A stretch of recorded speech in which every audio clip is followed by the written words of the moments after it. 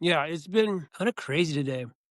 Past few days has been kind of like just so much going on. Like the past couple months, very interesting. Well, I saw the picture. You guys were at the doctor yesterday? Yeah. Well, no, it was getting adjusted. Mm. Needs to go to the chiropractor because I mean, I don't know if you remember this, but right now for Noble, she carries him when he sleeps. So she wraps him, Yeah. and then Noble sleeps on Kenzie at night. So her body's always just kind of contorted, you know? She's not really laying flat on her back or Yeah. on her side. And so it's just, over time that kind of like, you need to get adjusted. And then he was getting adjusted. So it was just, I feel like the past couple of months has always been something that we had to go do. And it's just, I think I'm realizing I'm like, I'm in that season of just like kids. It's like there's always something going on. There's always something to do. Yeah, Always bro. something to doctor's appointment. Today we had so yesterday we had the chiropractor, but then today we had to go to get Noble's hearing test. Like there's always there's always something. And I Yeah. just it's just funny. So Well, but and you have too. That's a game changer. I was watching Daniel Hart, like when I lived with him for a while, and seeing him navigate 2 kids, it's night and day. When you just have the one, completely manageable, yeah, totally doable. You add that second one, it's like a whole universe away. It's like so much extra, and you're yeah. navigating 2, and they're 2 girls too, so it's just like, That's right. That is uh, right. So um, it's been kind of crazy, but hey, everybody, welcome to the Two Cities podcast. My name is Jamar. It's my boy Chad. Chad, how are you doing? How are you feeling? I'm doing really good, man. Thanks for asking. I've had a really productive week. I think there's been, some great traction building up to our first book club that we're going to do on Sunday. Today I went ahead and I did a personal text to everyone that has signed up, to join the story of Mosaic Chicago. And I just sent a personal text inviting them to the book club. And you know, there's been immediate responses, and one of those responses was like, I am so excited to hear about this. I actually go to another church, but I'm praying for Mosaic Chicago. How can I pray for you?" And I was like, "Amazing." And I let her know, and she's like, it's like, "I'm gonna pray for you right now." That's awesome. Yeah, it was super cool. And just to hear the excitement of like that Mosaic could come here. And another woman I spoke to just was like, we've been here, we used to go to Mosaic years and years ago when it was on the church on Brady. Oh And wow. yeah, it was just life changing. And just to hear that there could be a Mosaic here has just got us so excited. Whatever you need, like, we're so happy. So, it's really great. It's very encouraging. Um, and then there's people that I know that I had forgotten, like, had moved this way, like Rachel Kaiser. Like, she lives out here. Oh, that's awesome. Yeah, yeah, super cool. And then, and Trey and Julie, we hung out with them on Sunday. Uh, like, we went to lunch together with another couple, and then we just went and hung out with them at their new place. We were there for, like, 2 hours just chilling with our friends, and I'm just like, here we are in Chicago in the West Loop, just Awesome. watching the Bears game, and it was wild. That's so cool. Yeah. Yeah, it's been good, man. How are you doing? Good.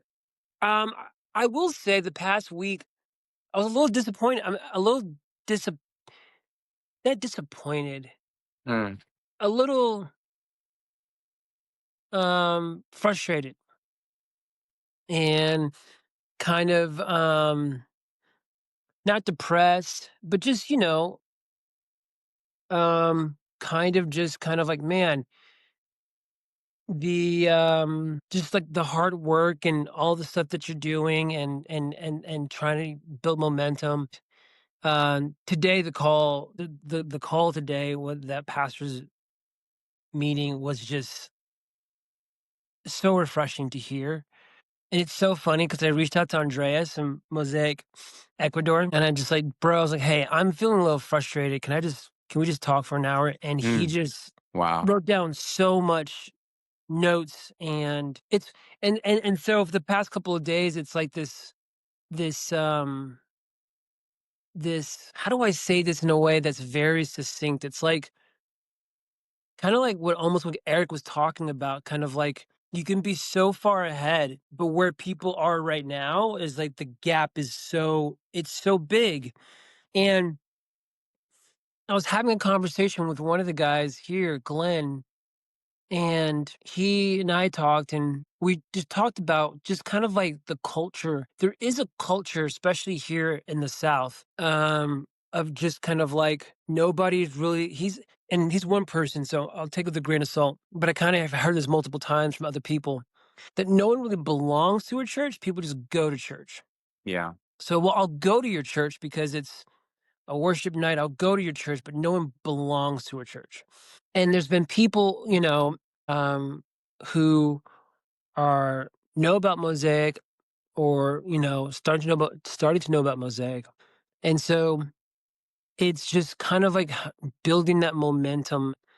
It's some people reply back, some people don't. Some people show up, some people don't. And you're just kind of like, man, like, what's going on? What's happening? And you can kind of get frustrated and kind of like just, discouraged. And I was just having that moment. I was kind of like, man, I'm just feeling so discouraged. And it's not like I wasn't aware of it, but after talking to Andreas and then hearing this, it just kind of made me just it really spoke to me. And I've been praying and having these conversations, these intimate conversations with God. I'm just kind of like, what's going on, God? And it was happening. I thought this was what it was. And it's all this. And one thing that I've been telling everybody whenever I meet with them is like, hey, I'm not trying to rush to Sunday, meaning, and I'm being careful now that even now I'm being careful saying the word like church Sure. because it's like when people think of church, they think of Sunday. They think of band, worship, building, kids ministry, just your normal church. And I'm like having to remind myself and remind them, like, kind of like what Eric said, that day will come, but we're not there yet. And then Andreas just kind of walked me through just kind of like, and this kind of again is it's good to hear again, but just kind of like what they went through on just building and how he, sent out, an email to people and to, hey, I'm looking for people to come be a part. And he had 12 people that were part of that initial crew, and, 4 of them were family, so he had 7. He had 7, but he took that a year to sit down, and that was it, he said. That was it. Every Sunday, we just met and just focused on that. There was no Instagram, there was no nothing, it was just focusing on unstoppable force because, again, like, for them, like, they didn't have, like, anything to go off of other than moving and, you know, and They and spent being an part of entire year spent an entire just year doing that with 12 people. doing that for 12 people for every Sunday and just doing life. Um, and then after that, they did start something on Instagram, but it was called Crude Nights. Wasn't even called Mosaic Ecuador. And then 6 months later, they did an interest night. And so it's like, he's been doing this now for the past 8 years. And a lot of it was just that slow build. And um, and I know it's one of the things when you know it, but then sometimes, like, you just need to hear it again and again. And so for me, it's like and Mosaic, I think we are used to moving fast because we are under the influence of Irwin. So we have the luxury of moving fast because he is the I guess you can say the covering, and he's paved the way so we can do things fast. It's different when not saying that you can't, but I think it's a little bit different when it's you doing it, starting it, building it. Kind of like what Eric said, it's like you wanna move fast, but it's just you don't have the people or the people are not there yet. And so, I don't know, I walked away from the conversation from Andreas and today hearing Eric and some of the questions, and I'm just kind of like, I walked away talking to Kenzie, and I'm just kind of like, okay, cool. Mm, I think I need to just slow it down. And even hearing Andreas, he had if you look at the timeline, the vision was 12 people for the city of Ecuador. Then the next vision was that coffee shop that he didn't like, that he said, let's turn this something into something really cool in 2 years. And then the mhm. next vision was the domes. And now the next vision is these campuses. Yeah, And I'm like, that's awesome. I think sometimes, you know, even to me, we want to go from the 12 to the campus. yeah. And it's like there's a build to this, and and I heard this one time in a podcast. He's like, we feel like every single time God calls us to something, we just think we're just gonna it's just gonna go. And it's like, more than likely that's not the case. There's probably going to be some type of build, some type of time. Um and so it's one of those things where I'm looking back at it now where I'm like, okay, cool. I think what I need to do a better job of communicating is, it's not to say that you can't have the dreams of the campus or the church. Those are great. I think what I've learned so far is, if you communicate that too soon, then that's where you begin to find that disappointment. The vision isn't matching up with reality. And it's not saying that that vision has to always match up. It's just that gap is so big that you're going to have to try to keep that vision going for so long. After a while, I feel like people start to get kind of burnt out, and kind of like what Eric said. You said that it was going to do this, and we were going to have this, and we're going to have this. And it's like, we're not there yet. And so for me, I kind of walked away with Andreas, and I'll wrap it up here. I wrapped away going, I just need to find people to do life with. I need Mm, and find those 7 to 12 people, and just go, you know what? I need people who are just going to be like ride or dies for the city of Atlanta. And he said their vision for the city, their vision wasn't even the next thing. It was just for the city. And so he was like, and so I'm like, you know what? I'm just going to try to find those handful of people, how many people those are, who are just like, we know the vision, we know the church is gonna be the thing in the future, but, like, we're here to build this. We're here to build what, and it might take a while, and we know that it might take a while. You know what I'm saying? Like, we mhm. we are anticipating that this will take time. Find those people, instead of trying to go wide, which I think sometimes we try to do, go deep. So instead of going wide, I'm trying to go deep. Find those people, go deep, and do what he said. He was like, every Sunday we got together, and he said, unstoppable force was our Bible. Now, again, it doesn't have to be verbatim, but I think what the thing was, it was that pattern of every single Sunday, getting together, doing life together, opening up the scriptures, reading together, having dinner, building that hard part. um, and then they said they started doing other things, and they would just take pictures of it and then post it. And then, what is that? What are you doing? What is that thing? And then people started getting interested. And then boom, and then 6 months later they did an interest night.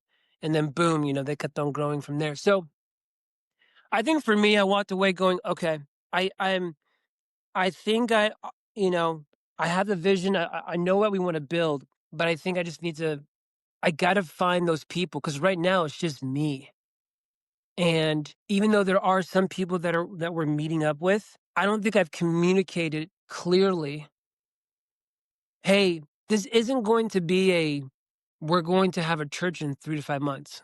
It could. God could do whatever. I don't ever want to put God in a box. He can move as fast as he wants. But I think my goal is to try to find those people who are willing to do the hard work of just getting together, meeting together, um, and building just that core foundation so that we can build on top of that. Yeah. I'll stop there. No, that's awesome, bro. Thank you for sharing that. It was Yaley and I, one of our first phone calls, before our move was uh, to Andres. So we called him basically because he's done it so well. He built a Mosaic, a heck of a campus, thriving. That's far away from Los Angeles, and it's just like, how'd you do that? And he shared a lot of those things. I thought it was very interesting that once he had his group, it was kind of locked in. It was inclusive or exclusive. Yeah. People were wanting to be a part of it. Let me in, let me in. It's like, no, we're just doing this thing. He wanted to build such a strong culture in that small group of his 12, and I kind of love that idea, especially like I don't know if I think we may have even talked about this in a former podcast. I didn't like the idea of doing that for a whole year. It just seemed like so Oh, for long, sure, for sure, for sure. And and that's why. Yeah. I think it was during the pandemic, so I Oh, think it was so kind of that time frame. I think it was like nobody else had anything else to do, so it was just kind of like, "Hey," you know what I'm saying? yeah, yeah. But yeah, I get what you're saying. Yeah, just getting with a group and doing life together. I mean, that was so my original plan is I kind of met Yeli in the last this 3 month period. We've met a lot of people, and I think there was definitely connection with some of these families and certain individuals that were like, oh, just absolutely love them beyond talent because they were all talented, but it was beyond that. It was just like human connection. Like we just Yeah, really generally like these people. And we could see us doing life together, even though we're in different, like some of them have littles, some of them have babies, some of them have grown kids, so they're all they're not the same demographic, but I that never stopped Yaley and I before. Like it felt like we could kind of fit in multiple demographics and kind of and do very well. So we wanted to invite them into the book club, which was going to be an unstoppable force originally, and then we pivoted to the Barbarian Way, which I think is a way better start actually. And it's this Sunday, and that's why I was just kind of just feeling good. Like, a lot of the confirmations also happened today. Like I wasn't sure if they were coming, but like, oh yeah, so gonna be, like I followed up and they hit me back like, oh, totally gonna be there, so excited, and I'm like, oh, yeah, good, yeah, because yeah. it's the rejection, and they're like, I Of really liked you course. guys. Did you like us? Um and so just hearing that, it was very encouraging. And for those that don't know, like we've both been talking about this phone call that we were on today. The arena did a special they're going to do a once a month meeting just with pastors. So if somebody's listening to this and they want to be, if you're a pastor trying to grow a church, definitely check out the arena once a month. Pastor Irwin is bringing on special guests and talking about building the church. But I wrote like a million pages of notes, and this is kind of going along with what you wrote. I squared it. It was like vision, solving a now human problem. Like, what's the human problem that I can address before we get to like big giant campus and we got a thriving kids program? It's like, what's the now human problem even in this like small group? Like Yeah, what are we trying to heal, and that's kind of, and I wrote refine, refine, refine. So I have probably gone through like a million visions. I had a vision when I landed in Chicago. I had a vision a weekend. I had a vision, month one. I was like, oh, this is where I'm going, and it keeps, I just keep refining it, and it shifts based on, the data that I receive, people that, at just living in the city, the more it informs me, I'm learning something every day. So it's always changing, but just that, to keep refining it, because I do want to have a very, very clear vision to provide. And I think this conversation is important because I do want to share with them, hey guys, this is, Mosaic Chicago starts here in this room. This is it. We're doing it right now. It's going to be, supporting one another and seeing real life change, which in this group. And as we experience life change, I believe that's going to be addictive to other people. They're going to be called to it. They're going to be pulled in. But anyway, um, I'm thinking out loud, but I really want to like refine that and share a vision at the book club, like a very short 1-2 sentences or just something meaningful sure. that people can go, that's why I showed up to a book club. That's why I actually listen and follow Chad and Yaley to this book club. Um, and I think it has to be, very personal, a why that like solves a human problem that maybe is stirring within themselves or maybe their family members, at least one degree away from themselves, Right. going like, oh, this is actually something I'm trying to solve now. And here's the think tank. This book club is an opportunity to like here's where I'm struggling. Here's what I'm going through right now, and in real time, like using these principles from the barbarian way to actually like go after it and find life change within that group. That excites me. Like if the 12 of us or 13 of us or however many come to the book club, that over the next 5 weeks, we by week 5, we can all look back and all together just like cheer and celebrate the wins and go, oh my gosh, remember when we came in with this and now we're here? I think like that's church. I don't even have to say like, we've done it. There's a small group celebrating life change. Now we're like, okay, but yeah, so I'm intimidated or not intimidated, but I can get frustrated thinking I don't have, 600 people like Eric Johnson right away. That's Oh, yeah. yeah. But also, if I had 600 people right now, that would also be terrifying. Like, what? Oh, shoot! No leaders, no infrastructure, no building. Like, what would I do with that? So that's a blessing, a good problem to have. But this is this is the small makings of what can actually in a bigger sense down the road. Who cares? Yeah, we'll get there, but if yeah, I love what you said about like if we're saying that vision right now and that's the be all. Yeah, what if it takes 5 years? 5 years of saying that same, and then everybody's gonna feel defeated. Exactly, Like, oh, exactly. we're not doing it. But if we're seeing life change in our small group after 5 weeks, if that's the vision, like that, hey guys, this book club, we're coming together that 5 weeks from now we can look back and we can go, whoa, my life is radically different. I've shifted here and I've seen this. Here's evidence of God working in my life. Come on. Yeah, I think that's the main thing, and I think what's happening is I think for myself, I think I've put so much pressure in the past and on myself even now of there's an expectation of how things should be done. Hmm. Like, there's a part of me that wants to be like, not saying that there needs to be a copy and paste, but I'm almost just kind of like I've put so much pressure on myself that I've realized, hey, from hearing from Eric Johnson, hearing from Andreas, and probably Andreas' voice probably has a little bit more weight just because he is the furthest away. Yeah. Doesn't mean that you have to, again, copy and paste exactly what he did. I think you have to just take a step back and look at the truths of the meanings behind and the whys of what those monumental things did and apply them, and that's the one thing I'm walking away the one thing I'm walking away with is just like, Jamar, it's okay to start small. Like, and it's not even like I was rushing. I was just like, it gave me permission.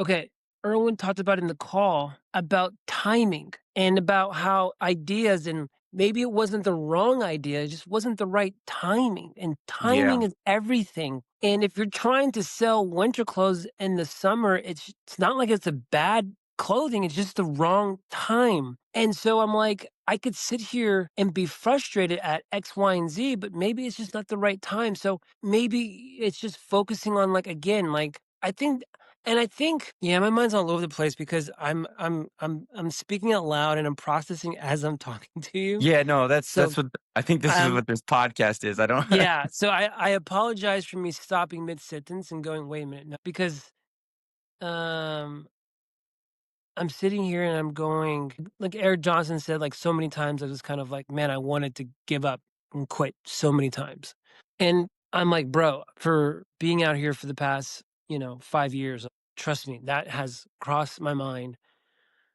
multiple times and came close to it, at one point. But then I'm looking at just kind of like, again, Andreas, and I'm like, okay, cool. Like this takes time. He's like, bro, he's like, hey, he's like, I just got on paid staff like this year. And he's been doing it for 7 years. You know what I'm saying? Yeah. I'm not saying that's the goal, but it just made me just give a little bit more compassion for timing. And I love the part that he said too about solving a human problem. I think that's like an immediate vision right there. And I think for me, I think that's a vision that I'm going to be okay, what is that immediate problem? That human problem? I think for me, I think it's connection. I think it's human connection. especially in Atlanta. I feel like it's the like I told you before, it's the people going out to bars and clubs to go play Uno, like these classic games. And to me, it's like, okay, people are wanting connection. People are wanting to just do so. For me, my vision is like, okay, cool. That's the why. That it's solving that human problem of people being a home alone. And so I don't know. I walked away feeling so inspired by Mm, Andreas. I walked away from the pastor's call going, oh my gosh, I'm not the only one. I felt like I was. yeah, But as far as next steps, I'm just like, okay, God, I'm gonna start praying and try to find those handful of people. And I am gonna start just doing some because since we don't have our own spot, I'm just gonna do something to where it's like some type of like weekly thing. Just finding the people and being super clear about what we're trying to do yeah, and build. And then from there, do something to where we just meet every single week and just build that core dynamic. I think once I have, because it's like I'd rather have 3, 4 people who are like, "We're ready to roll wherever you go," than to have 100 people. It's that dynamic, and I think even Eric said that whole, like, when the 600 came, there was, like, people who loved Eric, but then or no, no, no. It was something about the builders. He knew that he didn't they weren't builders. It was the people that wanted to leave or something, they weren't builders. And it was going back to what Aaron said about how you've got the fan of Mosaic, but then you need the builders of Mosaic. And I think for me, like in this next season, this next chapter is going, how do I find the builders of yeah. Mosaic? Yeah, you can let go, or you can let go of the people that just wanna come to Mosaic because 'cause they're fans. You can let go of them. They'll come when we got the building. But I love this, let's not get bummed out about small beginnings. I mean, the model is Jesus Christ himself. He asked a few guys into a small group, and they didn't have a building. They they went to other people's buildings, maybe. They went into a synagogue, but for the most part, they were out and about and in the Yeah, for city and sure. and moving. They're very mobile, and those guys got together, and Jesus poured into them, and that was like, oh, now his church is ginormous, but then it was, it's based on just a small group, just a small group. We're receiving the benefit of Jesus's small group. And it's like I knew that in my language, I was, saying I don't want to rush to Sunday, but now there's like a deeper understanding. Mm, There's a weight to it as opposed I feel like before because I was just kind of like frustrated. It was just words, but now I'm like, okay, now I know what that means now. Now I know how we get there. So it's learning a lot. yeah. Learning a lot right now. And, I don't know, man, like, I think it was so funny, man, to being vulnerable. Like, maybe 3, 4 days ago, I was praying and just had one of those prayers where you're just frustrated and crying out to God. And, um and just questioning, like, just everything, from church stuff to, personal stuff to just what's going on.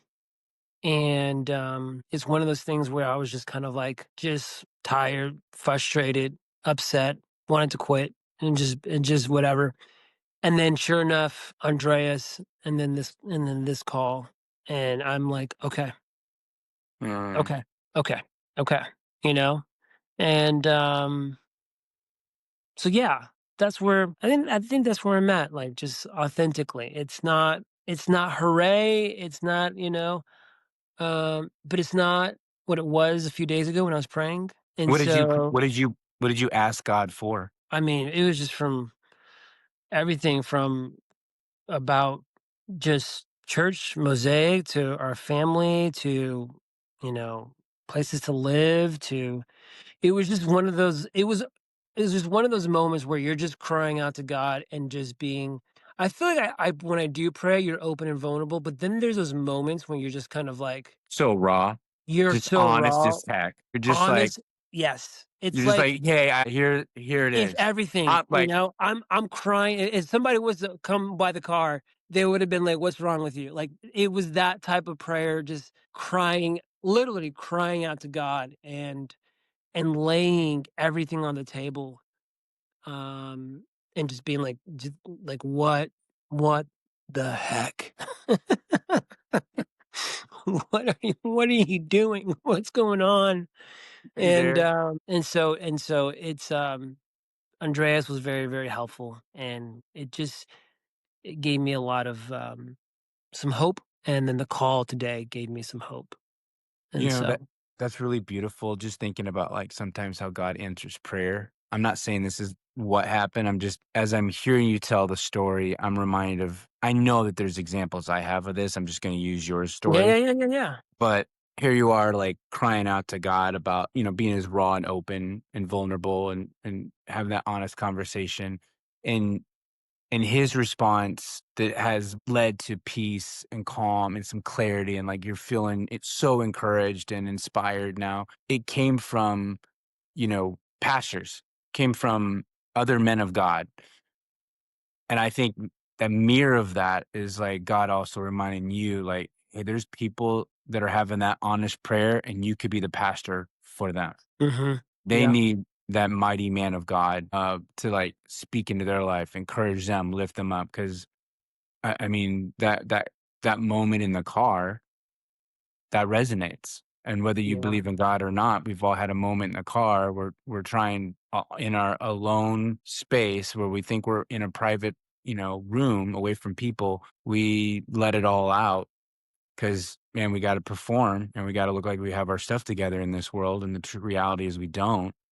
We don't know what we're doing, and, um, and so, like, to have people, humans that, you know, that have been there, sit with you in it and, like, help you work it out and inspire just by sharing their stories. I think that's what's exciting about the group you're building or looking for is, like, the people that are gonna follow Jamar, the people that are gonna follow you because you're Pastor Irwin said this, was it on Sunday?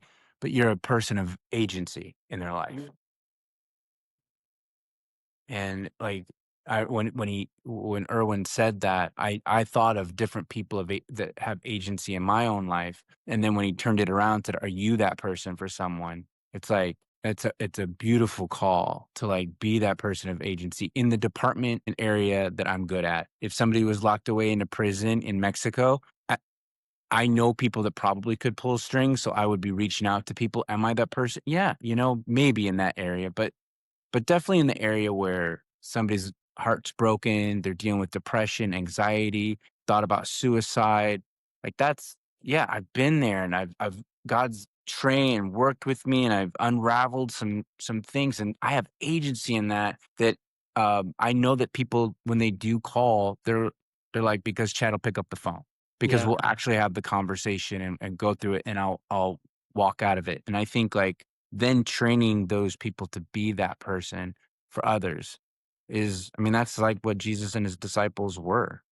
yeah, Um, yeah, I haven't ordered that many demons out of a demon possessed man, but I've come close. yeah, Like I've come as close as possible. Like people have looked pretty demon possessed in their addictions and in their pain and in the mental illness and stuff, and I've seen them shake the demons or the demons have been released to some degree, and they've got a moment of clarity, and there's hope in their eyes, and then and we have a story of a mutual friend that we know that's, like, thriving and having this beautiful life, like, that's a big deal in this world. Like, that's, yeah, like, everything. It's what drives me, it's my vision, it's like, "Oh, man, we can maybe look like a mess. I mean, no, or maybe we look put together, but we're a mess inside. And God can, when you shine that light, like a bunch of broken people, you shine light through, and God's light through, and you see beauty. That's on the table. That can be achieved in a group of 12, a group of 6, whatever it is. And I think that if lives are being radically changed in that sense, that's probably the most that's church. That's probably the most exciting epicenter, greatest yeah, place you wanna be a part of. yep. That's good. That's good. That's all I've got, man. I mean, like that's I think for me, I think I'm just gonna be I can't wait for that to come back. I mean, we get access to that, right? We get to go back and watch that again. I Yeah, can't yeah, yeah. wait until that's released because I want to go back and watch it again because I was like, oh, that's so good. There's just so much gold in there, Yeah, and the ori yeah. The yeah, arena's brilliant. Pastor Irwin's brilliant. I love yeah, that they've opened that up. And then you know, you have people like Kevin Liu as well, who kinda talked about he actually said, he's like, "We started in a living room." right, It was a living room, and then it was I think was it a restaurant? Living room, but I actually wrote it down because I was like, "Oh, yeah, like, really cool things can start in a living room." yeah, And then it moved to some other space, and then it became, you know, an actual building. But before the for sure. building, there's different spaces it can happen in. And again, I hope that it's not coming across that all I want is a building or No, all no, we no. want is a building or that's like the end goal. Like, I think, like I said from the very beginning, I think what ends up happening is when you don't communicate the vision clearly, you just say church, which is no fault to anybody's own. I think most Yeah, people just default to what you typically think of as church in the on Sundays. yeah. And I think for me, it's just going, okay, like there's nothing wrong with that. But again, if you're thinking that that takes time Mhm, and it needs to take time, like it needs mhm. to, because you don't want that type of place built on you don't want that kind of place built on sand. And like Eric said, and I thought this was really fascinating because he was like, I know that what I'm building or I may not see it. Yeah, yeah. Obviously, I would love to see it because I wanna see it come to pass, but I'm okay if the thing that I'm doing is just the foundation for the church for the next thing, and that was like, "Oh, man." Like, again, it's like, yes, we would love to have that, whatever that vision is that he has for himself, but even for him, he was like, "I'm okay if it's just for the foundation. I'm gonna give it my all. I want that. I don't want it here for a short time. I want it to be here for a long time." And so, like, if we are wanting to build communities in Chicago and Atlanta, we don't want it for a short time. We don't want it just for the time that we're there. We want it to be where it goes past us. We want it to be so that, when your daughter's in her mid-20s and 30s, Yeah, 40s, she's got a space, for our kids. There's a community or space that she can always go to yeah. um, to go find friends and to find Jesus. It's not saying that I don't have the urgency.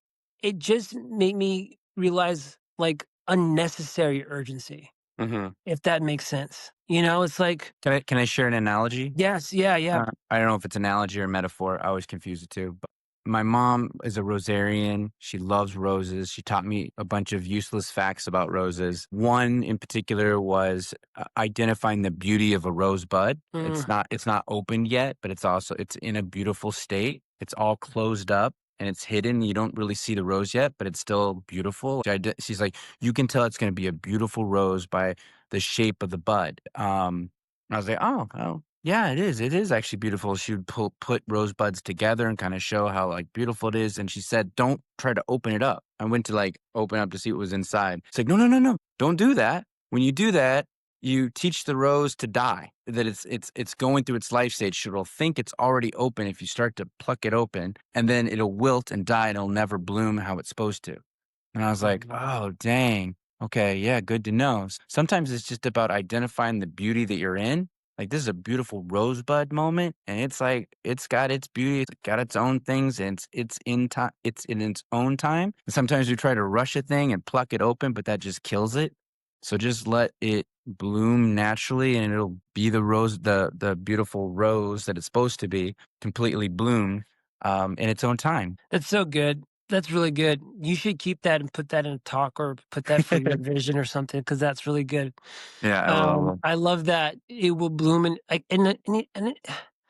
and you know this too, like, we all know this, like, for flowers, like, even that takes time. Yeah. Like, Yeah. there's a time when the seed is planted and time when the seed grows, and There are stages to this, and I think sometimes we just want, me and myself, we just want to open the bud, and we want to just force it to get Yeah. it going. And but when we do that, I love that you're teaching it like that. You're. It sounds like you said that you're teaching it that It it's thinks it's almost already open it's too far ahead. Yeah. It thinks it's at level 7, but it's not. And so and by kills it. forcing it, you're actually killing it because it needs to go through 1 through 6. Yeah. Yeah. So we can get to 7. 7 coming. You just gotta be okay with 1 through 6. Well, 7's that's what 7's my coming. mom helped me That's appreciate. good. She helped me appreciate the different stages of the rose's life cycle and how each one is beautiful. And I was like, "Oh my gosh." Like people will take pictures of just a rosebud and say like, that there's a beauty to appreciate in that version. And then as they slightly start the first little opening, people will take photos of that and just go look at that opening, like that stage 1 or 2 of the rosebud saying, "Hey, I'm here to show myself." Is like people, I mean, these are rosarians. They get nerdy about this stuff. But I For think about sure, but for sure, for that sure. analogy works. I'm like, I'm nerdy about a lot of things. And it's like if you sit down to watch a movie, you you don't wanna fast forward to the end, it won't make any sense at all. It'll be like the worst movie ever. You're just like, "What the heck was that?"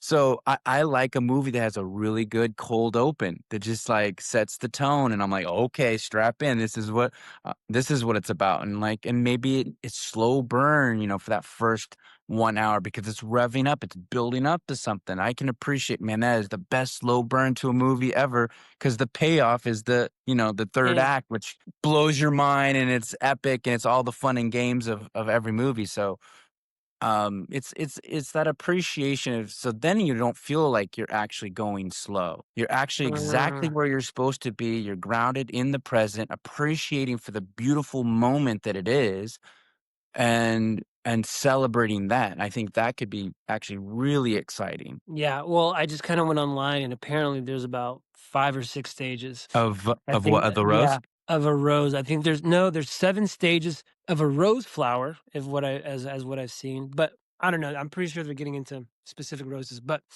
Yeah. that's good. I think even dude, you can take that analogy, man, is in life. Just even where we are, even for me and Kenzie, I'm, like, thinking of, like, yeah, we would love to be at stage 7, but let's enjoy stage 4. And just enjoy this, because then it will make stage 5 that much more enjoyable and make more 6 more enjoyable. That's good. Chat, how can people find you if they live in Chicago? Please go to mosaic.org/Chicago. Sign up to join the story. I actually sent a personal text to everyone that has done that so far today, inviting them to our book club. So please do that. Yeah. And And then if you're Jamar, in where can they Atlanta, find you? yeah, just go to mosaic.org/Atlanta. You can click the RSVP button or of our Instagram, Mosaic Atlanta. You can use a number in our bio, text that. I'll get it directly, add you to the list. Dude, this was great. It's This was awesome. a great conversation, man. I loved it. So Here we go. I will see you in the next one, bro. I'll see you in the next one.